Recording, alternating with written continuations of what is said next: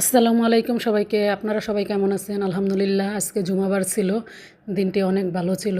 আলহামদুলিল্লাহ, আল্লাহর শুকরিয়া আদায় করি সমস্ত কিছুর জন্য। তো আপনারা যে যেখান থেকে দেখছেন অবশ্যই ভিডিওটি ভালো লাগলে লাইক, কমেন্ট এবং শেয়ার করবেন। আমি আজকে আপনাদের জন্য নতুন একটা রেসিপি নিয়ে এসেছি।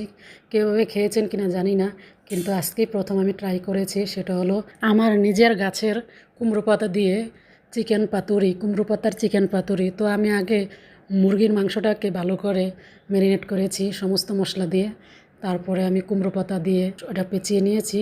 মশলাটাকে পেঁয়াজের মধ্যে হালকা একটু রসুন কুচি দিয়েছি। সমস্ত মশলা কষিয়ে নিয়ে তার উপর ছেড়ে দিয়েছি। সামান্য পরিমাণ পানি দিয়েছি, যেহেতু এটা আমি পাতুরি করব, বেশি পরিমাণ পানি দিইনি।